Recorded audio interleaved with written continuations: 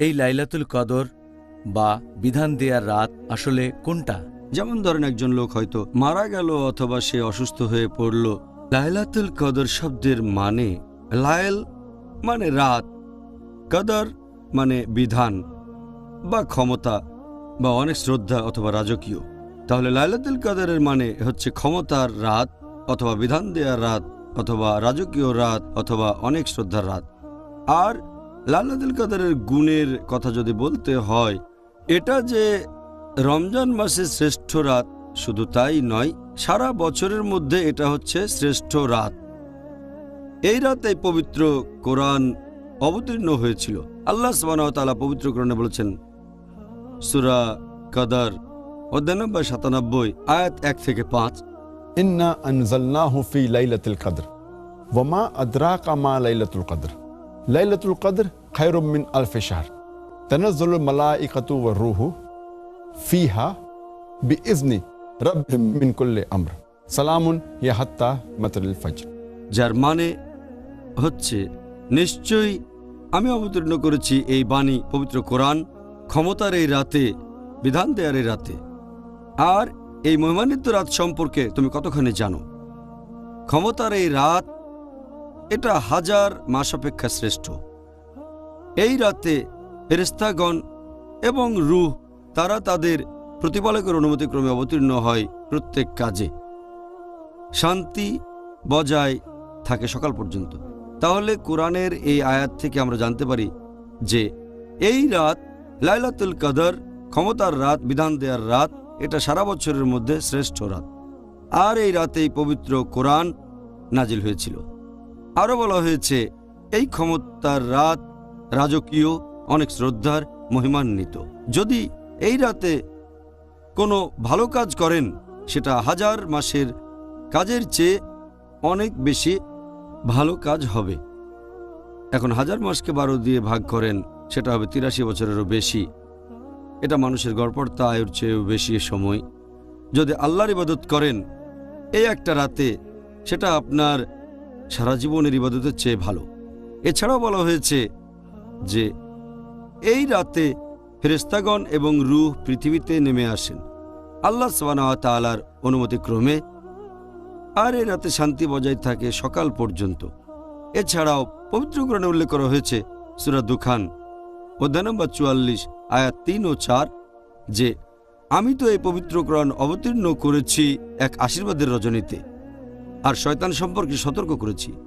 আর এই রজনীতে সকল বিষয় স্থির করা হয়। আর এই রাত লাইলাতুল কদর। কদর এর আরেকটা মানে পরিমাপ।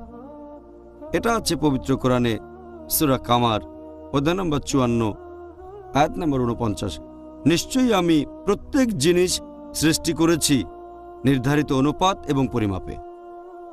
তাহলে কদর এটা হচ্ছে অনেকটা তাকদীরের মতো। এটা বিধান দেওয়ার রাত যে আল্লাহ সুবহানাহু ওয়া তাআলা অবতীর্ণ করেন বিধান বা তাকদীর, যে সারা বছর ধরে কি কি ঘটবে এই লাইলাতুল কদর থেকে পরের লাইলাতুল কদর পর্যন্ত। এই কারণে আমাদের প্রিয় নবী মুহাম্মদ সাল্লাল্লাহু আলাইহি ওয়াসাল্লাম বলেছেন, এটা আছে সহিহ বুখারীতে খণ্ড নম্বর 3 বুক অব সুপিরিয়রিটি অব লাইলাতুল কদর হাদিস নম্বর 2014, যদি কেউ নামাজ পড়ে কদরের রাতে ইমানের সাথে আল্লাহর পুরস্কার লাভের আশায়, তার অতীতের সব গুনাহ ক্ষমা করা হবে। এই হচ্ছে কদরের রাত্রির গুণ এবং মহত্ব। অবশ্যই এটা খুব সুন্দর রাত। আমি দোয়া করছি আমরা সবাই যেন এবছরে এই রাতের সন্ধান পাই ইনশাআল্লাহ, এবারের পবিত্র রমজান মাসে। ডক্টর জাকির, বেশ কিছু হাদিস আর ঐতিহাসিক দলিল বলছে যে পবিত্র কোরআন অবতীর্ণ হয়েছে মোট 23 বছর সময়কাল ধরে। এটা কি পবিত্র কোরআনের বক্তব্যের সাথে অসঙ্গতিপূর্ণ বলা যায় যে কোরআন অবতীর্ণ হয়েছে একটা রাতে, অর্থাৎ লাইলাতুল কদরে?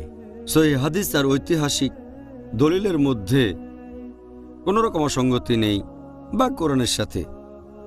কারণ যদি পবিত্র কোরআনের তাফসীর পড়েন যে কোরআন অবতীর্ণ হয়েছে লাইলাতুল কদরে, এর মানে আল্লাহ সুবহানাহু ওয়া তাআলা কোরআন অবতীর্ণ করেছেন লৌহে মাহফুজ থেকে, সংরক্ষিত ফলক থেকে পাঠিয়েছেন নিচের আসমানে পবিত্র কদরের রাতে। তার মানে সেই ক্ষমতার রাতে, এক রাতে। আর তারপর সেই নিচের আসমান থেকে কোরআনের কিছু অংশ, কয়েকটা আয়াত একবারে যখন যতখানি প্রয়োজন সেভাবে নাজিল হয়েছে 23 হিজরি বছর ধরে। চান্দ্র বছরের হিসেবে 23 বছর, সৌর বছরের হিসেবে 22 বছরের একটু বেশি সময় ধরে। তাহলে অসঙ্গতি কিছুই নেই। কোরআন নাজিল হয়েছে এক রাতে সংরক্ষিত ফলক থেকে নিচের আসমানে, আর সেখান থেকে যখন যেরকম প্রয়োজন সেভাবে নাজিল হয়েছে মোট 23 বছর ধরে। আচ্ছা, ধন্যবাদ। তাহলে এখানে আসলে কোনো অসঙ্গতি নেই, সত্যি আর বলতে। আর একইভাবে কদরের কথা যদি বলতে হয়, আল্লাহ সুবহানাহু ওয়া তাআলা তিনি তো সব কিছু সম্পর্কেই জানেন যে কখন কি ঘটবে, অতীত, বর্তমান, ভবিষ্যৎ। আর সেই ফলক থেকে তিনি কদরের রাতে ব্যাপারটা জানান ফেরেশতাগণকে যে আগামী বছরে কি কি ঘটনা ঘটবে, এই লাইলাতুল কদর থেকে পরের লাইলাতুল কদর পর্যন্ত। তাহলে ফেরেশতাগণ জানতে পারেন যে আগামী এক বছরে কি কি ঘটনা ঘটবে সেটা এই রাতে। তবে আল্লাহ তাআলা জানেন একেবারে অনন্তকাল পর্যন্ত। আচ্ছা, অনেক ধন্যবাদ, আপনি বুঝিয়ে দিলেন এখানে আসলে কোনো অসঙ্গতি নেই। এবার আপনি কি বলবেন এই লাইলাতুল কদর বা বিধান দেয়ার রাত আসলে কোনটা? এই লাইলাতুল কদর যে ঠিক কোন দিন বা তারিখে হবে সে সম্পর্কে বলতে গেলে এ ব্যাপারে সহিহ বুখারী বলছে, সহিহ বুখারীর কমেন্ট্রি ফতেহুল বারী এটা বলছে, বিশেষজ্ঞগণ এ পর্যন্ত এই রাত সম্পর্কে 40টারও বেশি আলাদা মতামত দিয়েছেন যে এই লাইলাতুল কদরের রাতটা আসলে ঠিক কবে হবে।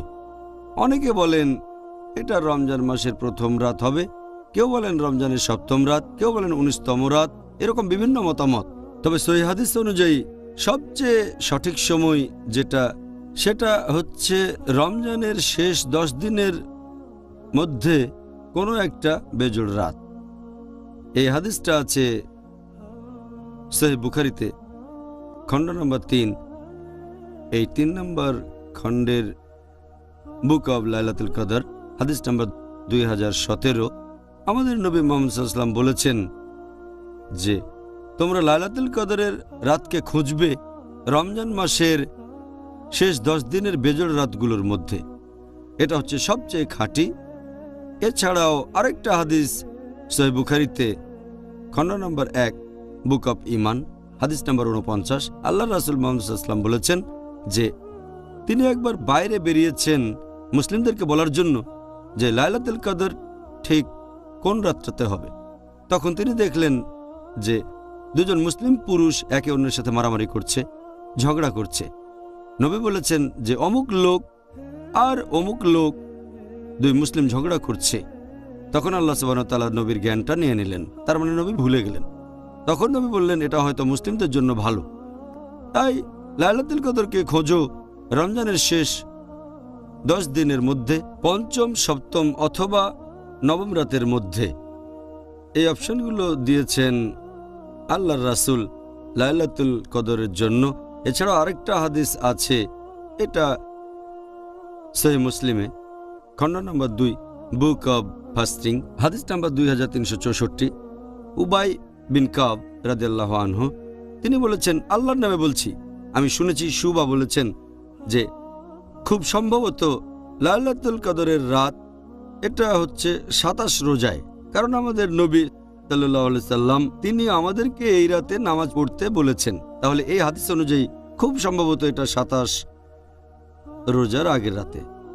এছাড়া আরেকটা সহিহ হাদিস আছে তিরমিজিতে, আমাদের নবী মুহাম্মদ সাল্লাল্লাহু আলাইহি ওয়াসাল্লাম বলেছেন তোমরা লাইলাতুল কদরের রাতকে খুঁজবে 21 রোজার রাতে, 23 রোজার রাতে, 25-এর রাতে, 27-এর রাতে এবং রমজান মাসের শেষ রাতে। আরেকটা হাদিস আছে সহিহ বুখারীতে খণ্ড নম্বর 3 বুক অব ইতিকাফ, হাদিস নম্বর 2020, যে আমাদের প্রিয় নবী তিনি সাধারণত ইতিকাফ করতেন রমজান মাসের শেষ 10 দিনে, আর তিনি লাইলাতুল কদরকে খুঁজতেন রমজান মাসের শেষ 10 দিনে।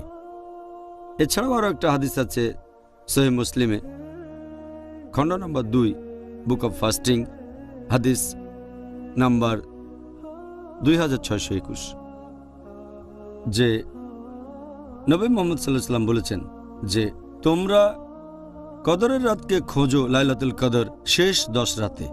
যদি দুর্বল থাকো আর যদি রমজান মাসের প্রথম দিকের রাতগুলোতে না পারো, তাহলে শেষ 7টা রাতের মধ্যে লাইলাতুল কদরকে খোঁজো।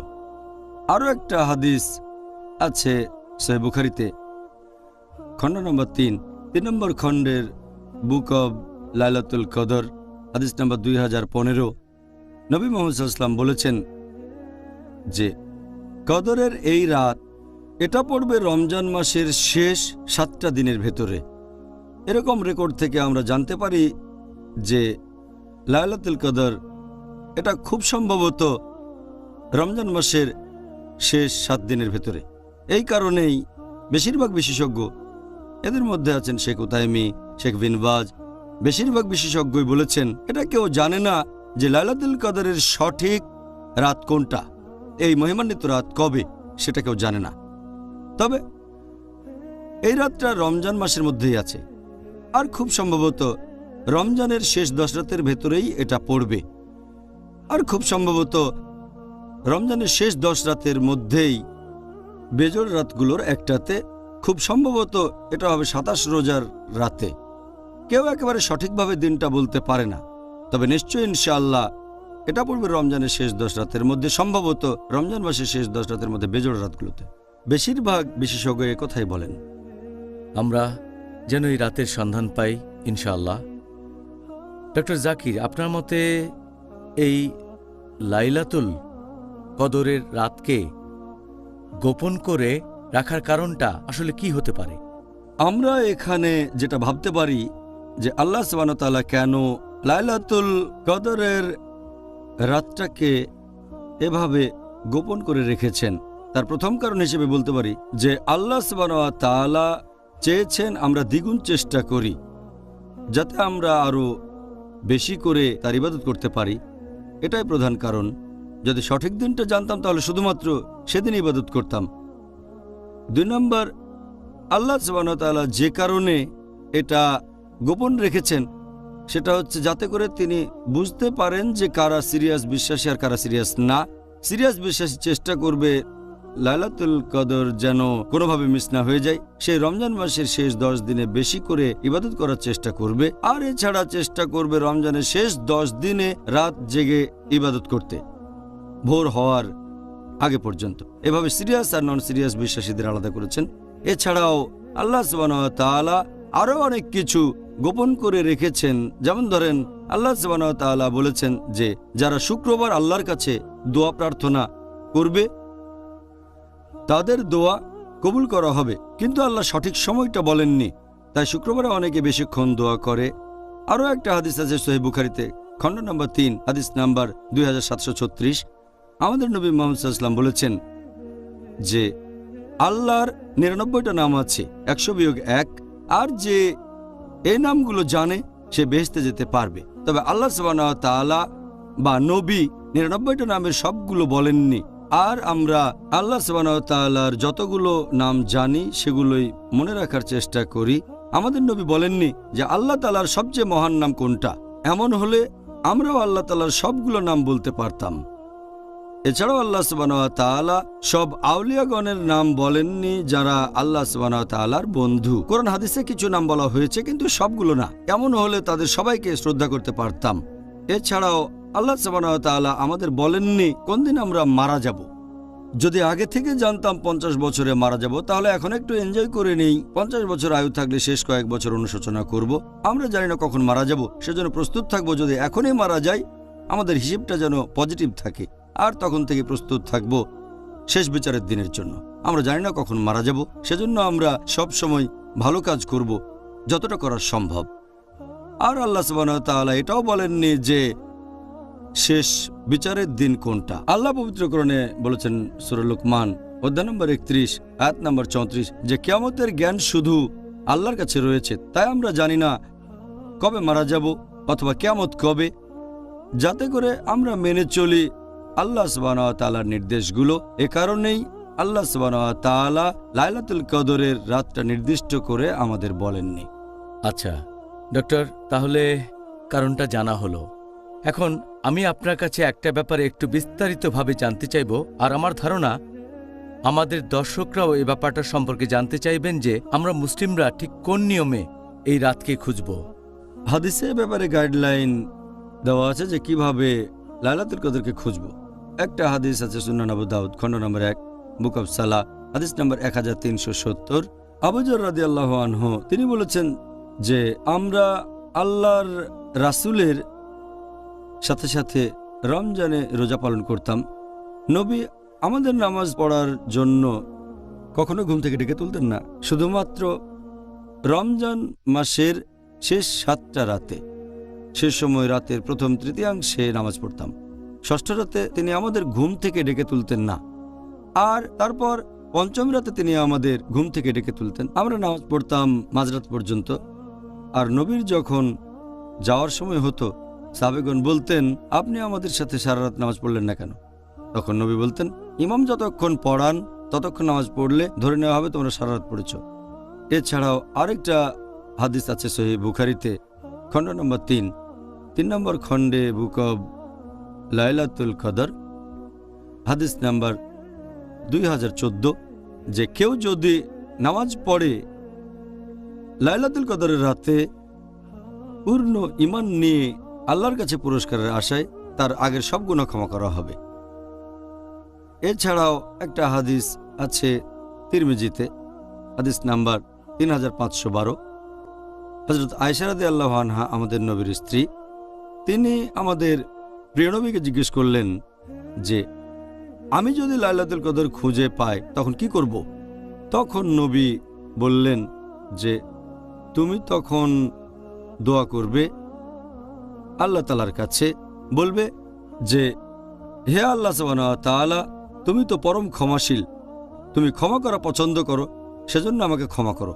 আরেকটা হাদিস আছে সহিহ বুখারীতে খণ্ড নম্বর 3 বুক অব ফাস্টিং হাদিস নাম্বার 2024, যে আমাদের নবী মুহাম্মদ সাল্লাল্লাহু আলাইহি সাল্লাম রমজানের শেষ 10টা রোজার সময় তার কোমরবন্ধনী শক্ত করে বাঁধতেন, মানে তখন বেশি পরিশ্রম করতেন, আর সংযত থাকতেন স্ত্রী সম্পর্কের ব্যাপারেও, এবং রমজানের শেষ 10 দিন শুধু নামাজ পড়তেন। তিনি পরিবারের সবাইকে ঘুম থেকে ওঠাতেন।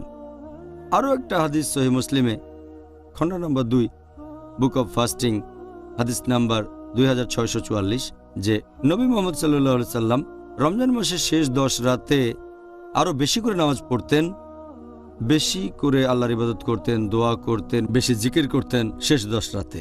আমরা মুসলিমরাও এভাবেই লাইলাতুল কদরকে খুঁজব। পবিত্র কুরআন বা সহিহ হাদিসে কি এই লাইলাতুল কদরের নিদর্শন সম্পর্কে কোনো কিছু উল্লেখ করা হয়েছে? সহিহ হাদিসে লাইলাতুল কদরের কিছু নিদর্শনের কথা বলা হয়েছে, তবে আলহামদুলিল্লাহ যতগুলো নিদর্শনের কথা বলা হয়েছে এগুলো দেখতে পাই লাইলাতুল কদর পার হয়ে যাওয়ার পরে।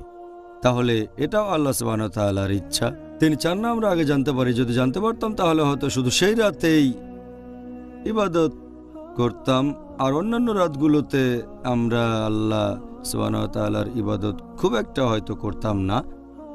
একটা হাদিস আছে সহিহ মুসলিমে যে লাইলাতুল কদরের ঠিক পরের দিন সূর্যের কোনো কিরণ থাকবে না, দেখাবে একটা থালার মতো যতক্ষণ না মাথার উপরে উঠছে। এছাড়াও সহিহ মুসলিমে বলা হয়েছে খণ্ড নম্বর 2 বুক অব ফাস্টিং হাদিস নাম্বার 2633, যে লাইলাতুল কদরের পরের দিন সূর্যের কোনো কিরণ থাকবে না। সহিহ মুসলিমে আরও একটা হাদিস আছে খণ্ড নম্বর 2 বুক অব ফাস্টিং হাদিস নাম্বার 2635।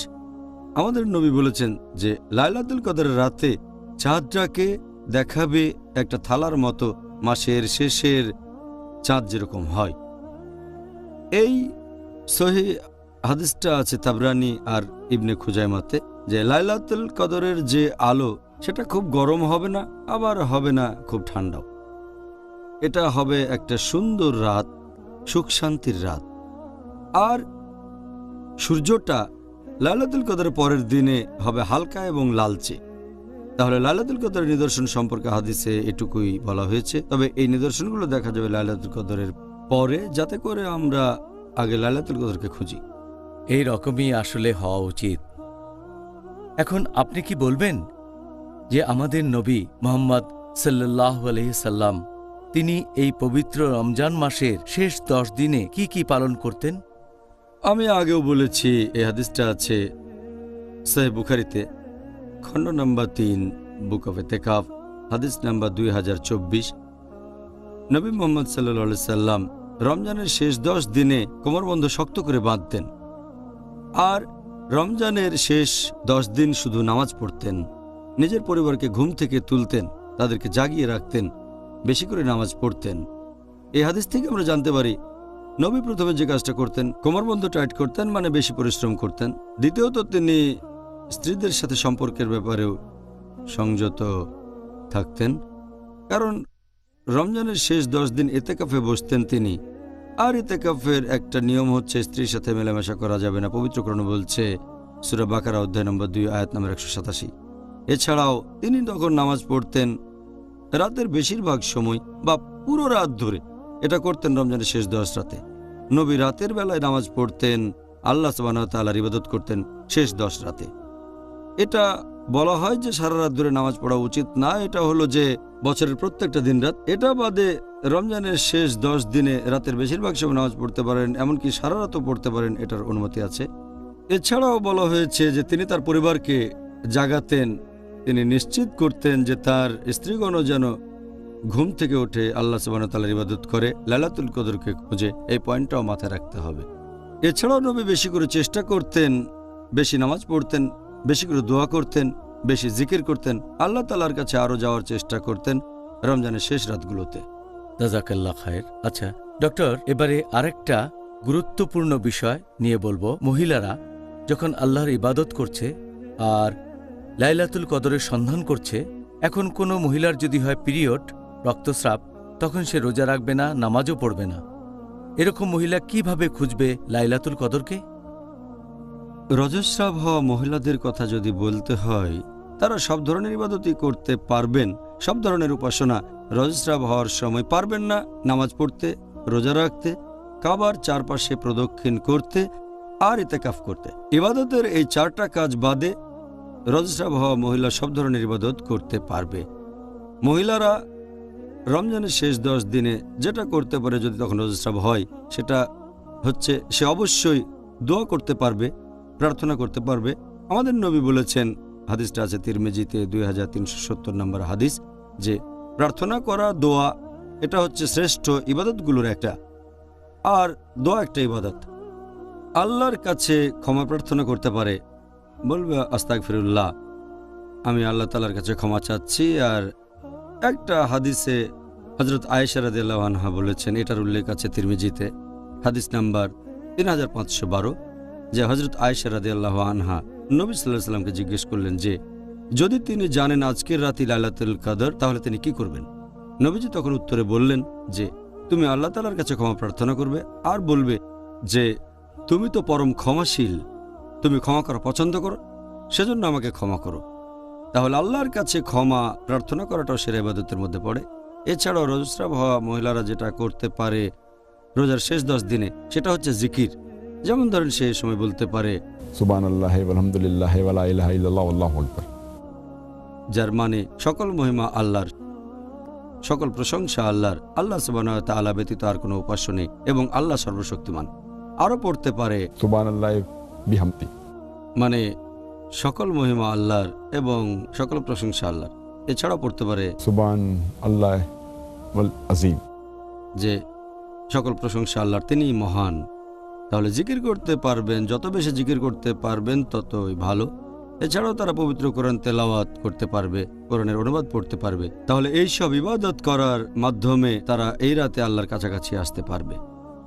জাযাকাল্লাহ খায়ের। এবারে আমি আপনাকে দর্শকদের পাঠানো বেশ কয়েকটা প্রশ্ন করব আজকের টপিকের উপর। প্রথম প্রশ্ন, সেটা হলো, যদি আল্লাহ সবার ভাগ্য ঠিক করে দেন, তারপর আমি যদি কোনো পাপ করি, এখন দোষ দেব কাকে? আমার ভাগ্যে যদি লেখা থাকে যে আমি খুন করব, তারপর একদিন খুন করে ফেললাম, তবে এই কাজটার জন্য তো আসলে আমি কখনোই দায়ী হব না, কারণ আল্লাহ আমার ভাগ্যে এগুলো লিখে রেখেছেন। সেই জন্য দায়ী হবেন আল্লাহ। তাহলে আমাকে কেন সেটার জন্য শাস্তি পেতে হবে?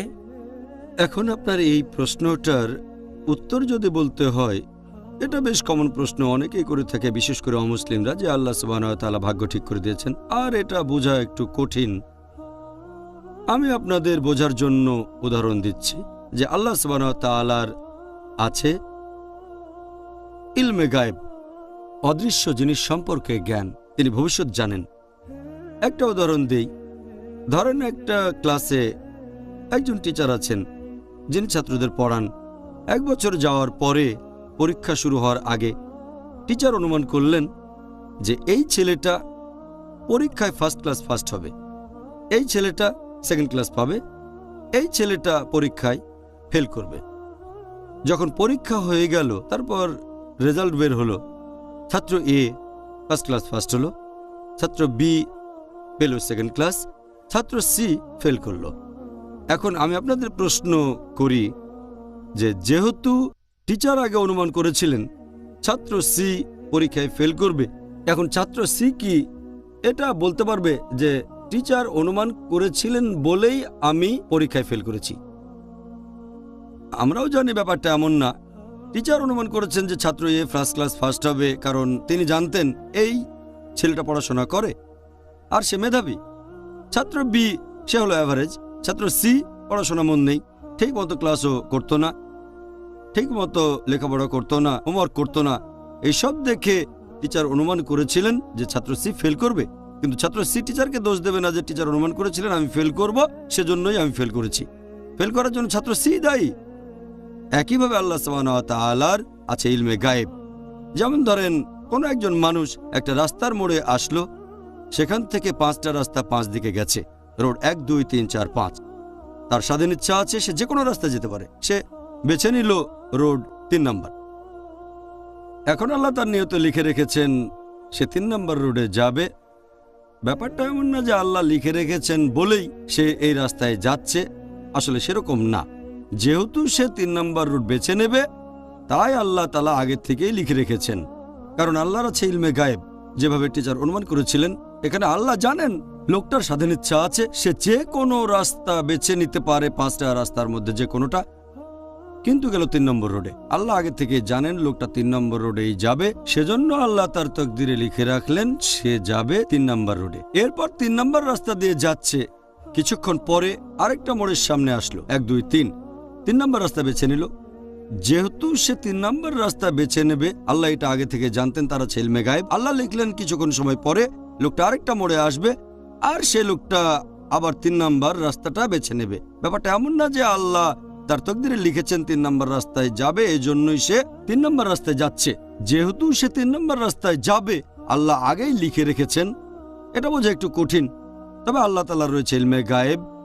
একইভাবে একজন লোক যদি জীবিকা উপার্জন করতে চায়, তার সামনে অনেক উপায় আছে। হয় সে চেষ্টা করে যেতে পারে, পরিশ্রম করতে পারে, কোনো সৎ কাজ করে টাকা উপার্জন করতে পারে, অথবা ডাকাতি করতে পারে, চুরি করতে পারে। এটা তার ইচ্ছা, সে ঠিক করলো সে চুরি করবে। আল্লাহ আগে থেকে জানেন যে 25 বছর বয়সে তার সামনে টাকা উপার্জনের সদুপায় থাকবে, অথবা চুরি করবে, কিন্তু সে চুরি করবে। যেহেতু আল্লাহ আগে থেকে জানেন লোকটা চুরি করবে, সেজন্য তার তকদিরে লিখলেন সে চুরি করবে। ব্যাপারটা এমন না যে আল্লাহ লিখেছেন বলে লোকটা চুরি করছে, যেহেতু সে চুরি করবে তাই আল্লাহ আগে লিখেছেন। একইভাবে একটা লোক হয়তো খুন করলো, এটা তার ইচ্ছা, সে চাইলে খুন নাও করতে পারে, অথবা চাইলে খুন করতে পারে, এটা তার হাতে, আর সে খুন করলো। এখানে দোষটা কার? দোষ সেই মানুষটার। তাহলে আমরা বুঝতে পারছি যে আল্লাহর আছে ইলমে গায়েব। আর সেজন্যই উর্দুতে একটা কথা আছে, একটা শায়ের আল্লামা ইকবালের, বলা হয়েছে, खुद ही को कर इतना बुलंद कि हर तकदीर के पहले खुदा अपने बंदे से खुद पूछे बता तेरी रज़ा क्या है। যার মানে নিজেকে এতই মহান করে তোলো যে আল্লাহ তোমার নিয়ত লেখার আগে তোমাকে জিজ্ঞেস করবেন তোমার ইচ্ছাটা কি। আপনাকে অনেক অনেক ধন্যবাদ। আপনি খুব সুন্দরভাবে ব্যাখ্যা করেছেন। আশা করি আমাদের প্রশ্নকারী আর অন্যান্য দর্শকরাও এই ব্যাপারটা খুব ভালোভাবে বুঝতে পেরেছেন। দ্বিতীয় প্রশ্ন, এটা কতখানি সঠিক যে কিছু লোক এভাবে দোয়া করে যে, হে আল্লাহ, আমি তোমাকে আমার নিয়তি বদলাতে বলছি না, বরং তার বদলে বলছি তুমি আমাকে এ পরীক্ষায় সাহায্য করো। আমি জানি যে অনেক মুসলিম এই দোয়াটা পড়ে, তবে এটা আল্লাহর কাছে দোয়া করার সঠিক নিয়ম না।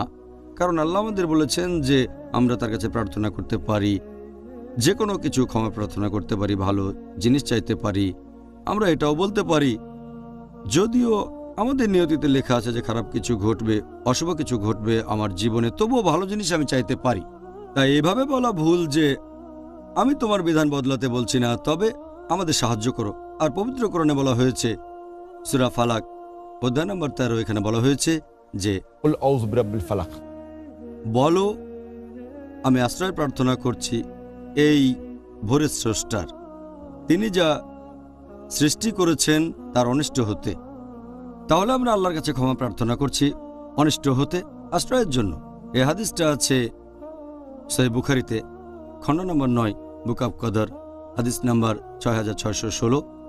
আমাদের নবী বলেছেন যে তোমরা আশ্রয় নাও আল্লাহ সুবহানাহু ওয়া তাআলার কাছে প্রাকৃতিক দুর্যোগের হাত থেকে বাঁচতে, খারাপ এবং অশুভ কাজের হাত থেকে, এবং শত্রুর আনন্দ উল্লাস থেকে বাঁচতে। তাহলে কদর বদলানোর কথা আল্লাহ সুবহানাহু ওয়া তাআলার কাছে প্রার্থনায় বলতে পারেন। আমি এখানে একটা উদাহরণ দিচ্ছি যে ধরেন একজন ছাত্র কোনো একটা পরীক্ষা দিল আর পরীক্ষাটা ভালো হলো না, সে জানে সে ফেল করতে পারে। সে বাসায় এসে আল্লাহ সুবহানাহু ওয়া তাআলার কাছে দোয়া করলো, হে আল্লাহ সুবহানাহু ওয়া তাআলা আমাকে পাশ করিয়ে দাও। আর আল্লাহ সুবহানাহু ওয়া তাআলা তার দোয়া কবুল করলেন। এখন তার কদরে এটা লেখা আছে যে এই ছাত্রটা পরীক্ষায় ফেল করতে পারে। সে বাসায় এসে আল্লাহ তাআলার কাছে দোয়া করলো। আল্লাহ তাআলা এটা জানেন যে কেউ তার কাছে প্রার্থনা করবে কি করবে না, আর আল্লাহ এটাও জানেন যে দোয়া কবুল করবেন কি না। তাহলে অরিজিনাল কদরে লেখা আছে সে পরীক্ষায় ফেল করবে। আল্লাহ এটাও আগে থেকে জানেন ছেলেটা বাসায় এসে আল্লাহর কাছে দোয়া করবে পাশের জন্য, যাতে সে পরীক্ষায় উত্তীর্ণ হতে পারে। আল্লাহ এটাও জানেন তিনি তার দোয়া কবুল করবেন, ছেলেটা পরীক্ষায় পাশ করবে। তাহলে এখানে কদর ঠিক আছে, সে পাশ করেছে, কিন্তু আগের কদর যেখানে লেখা আছে সে ফেল করবে, যখন দোয়া করলো তখন আগের কদরটা বদলে গেল। তবে আল্লাহর আছে ইলমে গায়েব যে ছেলেটা দোয়া করবে কি করবে না। সেজন্য আমরা সবসময় দোয়া করব আল্লাহ সুবহানাহু ওয়া তাআলার কাছে, তার কাছে ক্ষমা প্রার্থনা করব এবং সাহায্য চাইব। তাহলে এটাও কদরে লেখা আছে ছেলেটা দোয়া করবে, আল্লাহ তার দোয়া কবুল করবেন আর সে পাশ করবে। আচ্ছা, ভালোই তো, এটা তো খুব ভালো। তাহলে বলা যায় আমাদের সবারই আশা আছে। পরের প্রশ্ন, কদরে বিশ্বাস করা, এটা দিয়ে আসলে ঠিক কি বোঝানো হয়? কদরে বিশ্বাস করার কথা যদি বলতে হয়, এটা হচ্ছে ঈমানের স্তম্ভগুলোর একটা। কদরে বিশ্বাস করব, আর এখানে 4টা পয়েন্ট আছে যেটা কদরে বিশ্বাস করার সময় আমরা মেনে চলব। 1 নাম্বার, আল্লাহ তাআলা সব কিছু জানেন। আল্লাহ তাআলা সব কিছু সম্পর্কে জানেন, অতীত, বর্তমান আর ভবিষ্যৎ। সাধারণ বিষয় আর খুঁটিনাটি সব কিছুই তিনি জানেন। অসীম থেকে অসীমের সব কিছুই তার জানা। তাহলে আল্লাহ একমাত্র যিনি সব কিছু জানেন, তার আছে ইলমে গায়েব। 2 নম্বর পয়েন্ট, আল্লাহ সুবহানাহু ওয়া তাআলা এগুলো রেখেছেন লিখে লৌহে মাহফুজে, একটা সংরক্ষিত ফলকে। আর এই 2টো পয়েন্ট কদর নিয়ে এটা আছে সূরা হজে অধ্যায় নম্বর 22, আয়াত নম্বর 70, যে তুমি কি জানো না আল্লাহ সুবহানাহু ওয়া তাআলা আকাশ ও পৃথিবীতে যা আছে সবই জানেন। নিশ্চয়ই সকলেই আছে একটা কিতাবে, আর তার নিকট এটা সহজ। তাহলে 1 নম্বর, আল্লাহ সবকিছু জানেন। 2 নম্বর, এটা রেকর্ড করা আছে সূরা হজে অধ্যায় নম্বর 22, আয়াত নম্বর 70। সহিহ মুসলিমের একটা হাদিস, খণ্ড নম্বর 4, বুক অব কদর, হাদিস নাম্বার 6416, যে আল্লাহর রাসূল বলেছেন, আল্লাহ পৃথিবী ও আকাশমণ্ডলী সৃষ্টির 50,000 বছর আগে বিশ্বজগৎ সৃষ্টির নির্দেশ দিয়েছেন। এছাড়াও একটা হাদিস আছে সুন্নান আবু দাউদে, খণ্ড নম্বর 3, হাদিস নাম্বার 4683, যে আল্লাহ সুবহানাহু ওয়া তাআলা প্রথমে সৃষ্টি করলেন একটা কলম, আর সেটাকে বললেন লেখো। কলম উত্তর দিল, হে প্রভু, আমি কি লিখব? তখন আল্লাহ সুবহানাহু ওয়া তাআলা লিখলেন এই কদর, মহাবিশ্বের সবকিছু, একেবারে শেষ সময় পর্যন্ত, শেষ বিচারের দিন শুরু হওয়ার আগে পর্যন্ত। এ হলো প্রথম 2টো পয়েন্ট। কদর পয়েন্ট নাম্বার 3 হচ্ছে যে যা কিছু ঘটে আল্লাহ সুবহানাহু ওয়া তাআলার ইচ্ছাতেই সেটা হয়, সবকিছু। আল্লাহ পবিত্র কোরআনে বলেছেন সূরা কাসাস অধ্যায় নম্বর 28 আয়াত নম্বর 68, আল্লাহ সুবহানাহু ওয়া তাআলা যা ইচ্ছা করেন তাই সৃষ্টি করেন। এরপর আছে সূরা ইব্রাহিম অধ্যায় নম্বর 14 আয়াত নম্বর 27, যে আল্লাহ যা ইচ্ছা করেন সেটাই করেন। এরপর আরও আছে সূরা বুরুজ অধ্যায় নম্বর 85 আয়াত নম্বর 16, আল্লাহ তাআলা সেটাই করেন যা ইচ্ছা করেন। তাহলে আমরা বুঝতে পারছি যে আল্লাহ সুবহানাহু ওয়া তাআলা যা ইচ্ছা করেন তাই করতে পারেন, তিনি যা ইচ্ছা করেন তাই করেন।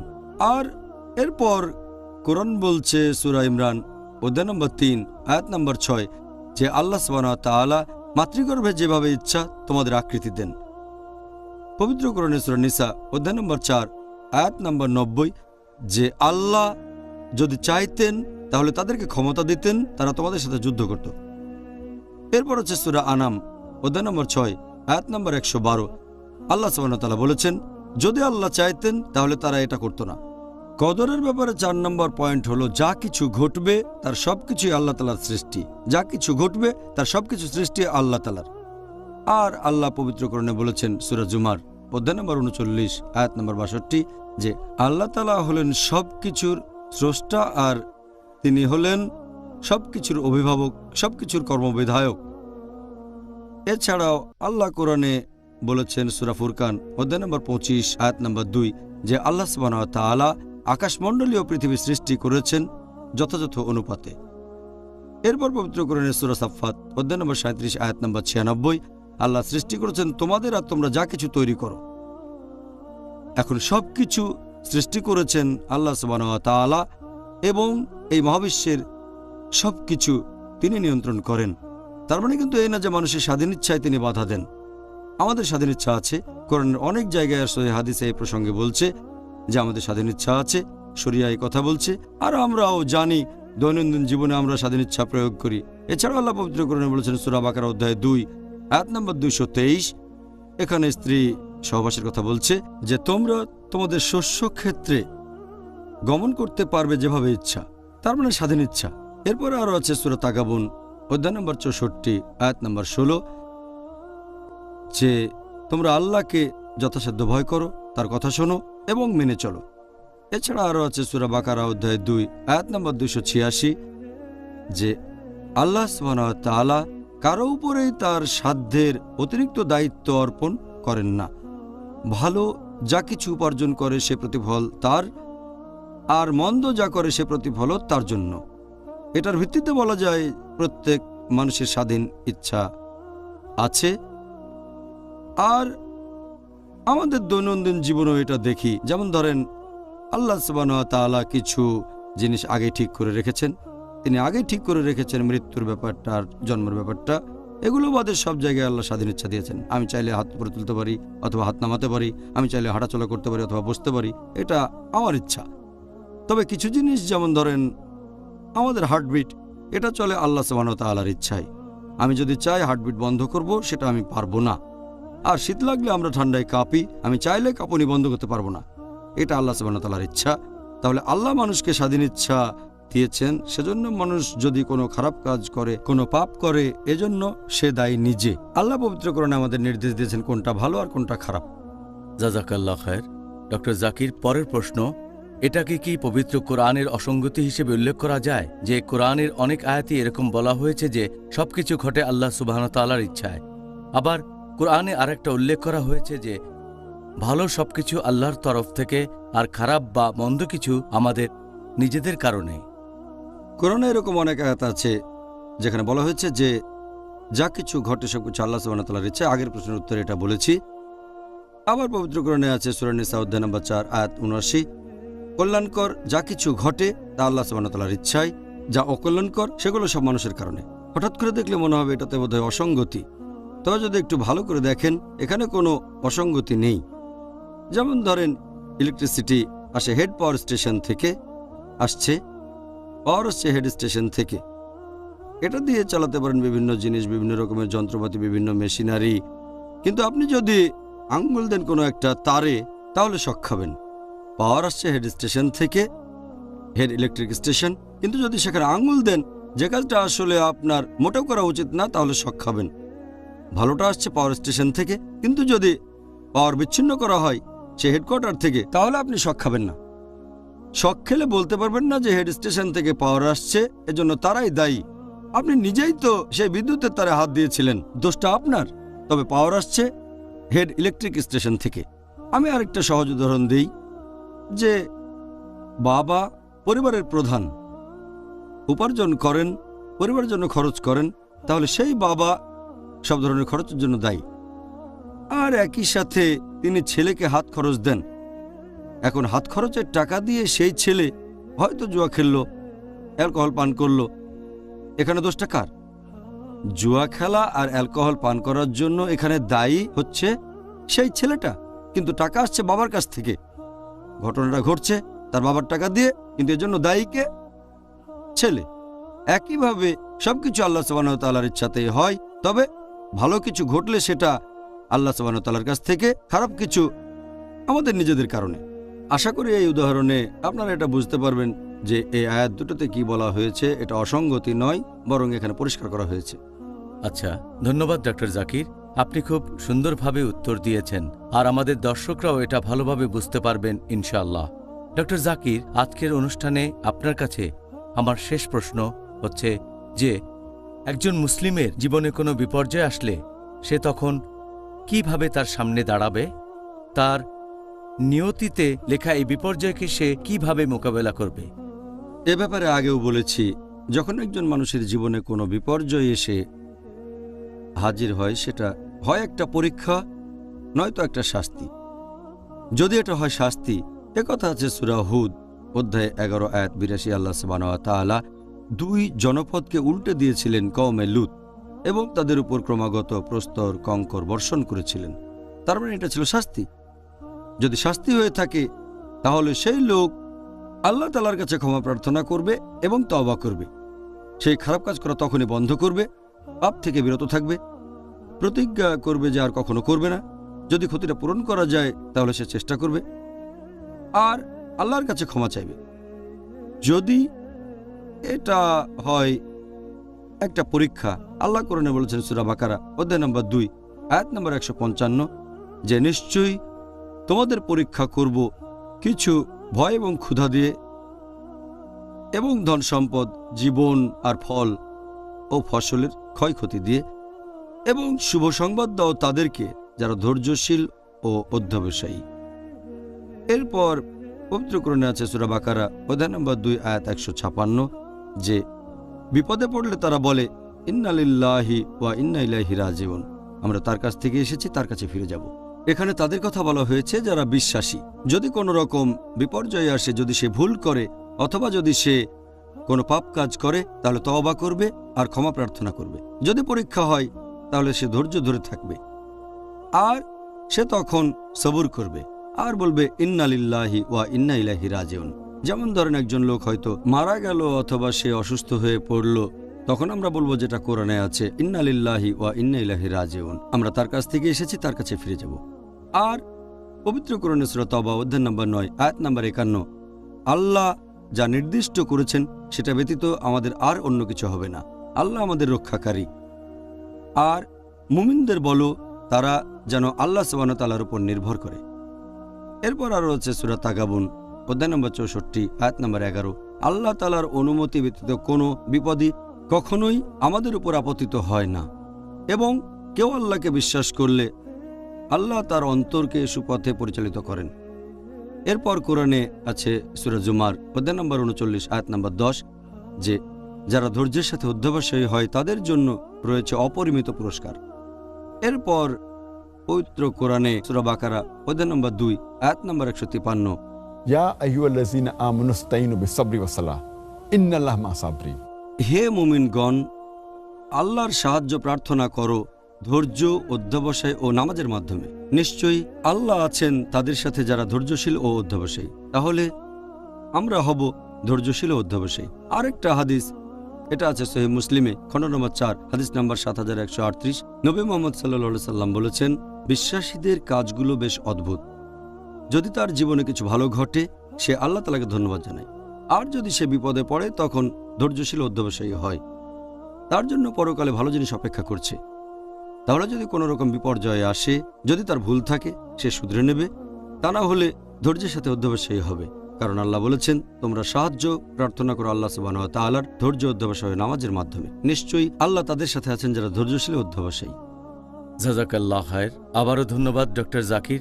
তাহলে আজকে আমরা আমাদের এই অনুষ্ঠানের শেষ পর্যায়ে চলে এসেছি। আলহামদুলিল্লাহ, আমি নিজে আজকে অনেক উপকৃত হয়েছি, আর আমি আশা করছি যে আমাদের দর্শক ভাই বোনেরাও যথেষ্ট উপকৃত হয়েছে। আর আমি দোয়া করছি আপনি, আমি আর দর্শকরা, আমরা সবাই আজকে আপনার উত্তরগুলো শুনে উপকৃত হয়েছি। জাজাকাল্লাহ খায়ের। ভাই ও বোনেরা, আশা করি আজকের অনুষ্ঠানটা দেখে আপনারা সবাই উপকৃত হয়েছেন।